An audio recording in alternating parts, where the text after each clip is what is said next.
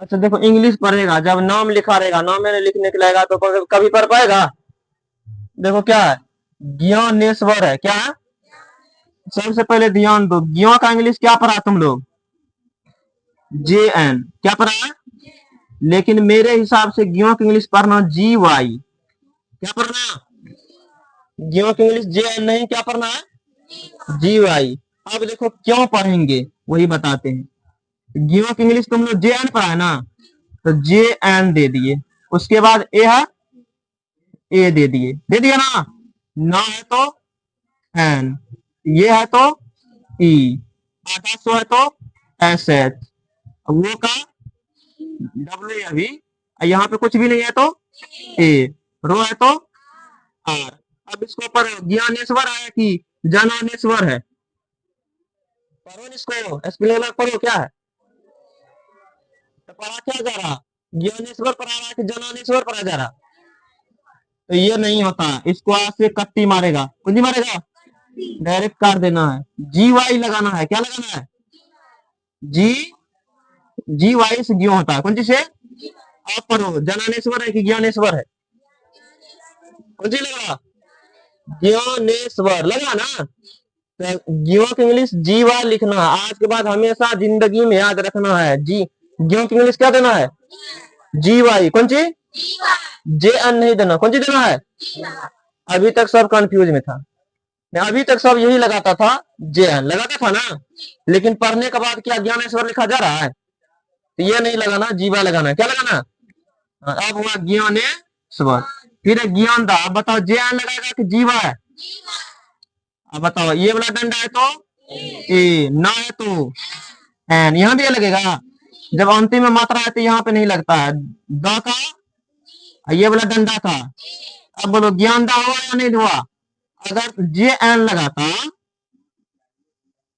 तो क्या हो जाता बताओ? जनानदा, क्या है? ये क्या है? तो बताओ जे एन नहीं होता है, ये वाला गलत है कि नहीं है? तो ज्ञ की इंग्लिश क्या पढ़ना है? हाँ, देवेंद्र, क्या है? तो डी, द की इंग्लिश, इसका ई, फिर वो का, इसका, देखो जिस इसमें नो है, दो है, रो है, तीन चीज है, कौन सी है? नो, ये है दो, ये है रो, तो नो, दो, रो, इस तरह से रहेगा ना, ज्ञान देवेंद्र, क्या है? तो अंतिम में ए लगा देना, क्या लगा देना? हाँ, देवेंद्र बन गया, क्या बन गया? फिर अरविंद, आ की इंग्लिश, रा का, और हो गया ना। अब विंड है तो वा की इंग्लिश, इसका आई, ना का, ये आधा आधा है ना, तो अरविंद बस हो गया, अरविंद। पररिया, क्या है?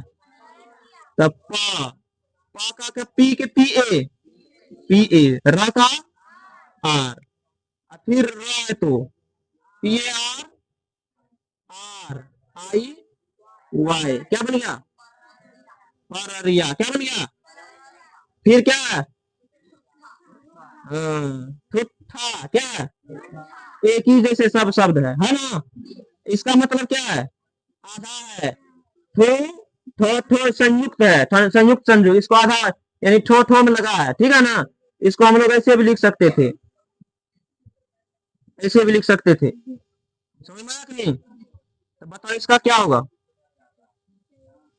दिखाई दे रहा है? ठा का इंग्लिश क्या होता? टी एच, इसका यू, फिर ठा का, और फिर ये ठा का, और फिर ये बड़ा डंडा का, ठूठा, क्या बन गया? ठुठा, क्या बन गया? ठुठा, क्या है? ठुठा है, कौन सी है? सब एक ही जैसे अक्षर है। फिर है सरवन, कौन सी है? इसमें देखो दो गो सो, तालम सो और रो है, कौन सी है? हाँ, ये वाला बोलते हैं ना, ये वाला, और ये है, समझ में आया कि नहीं इसमें?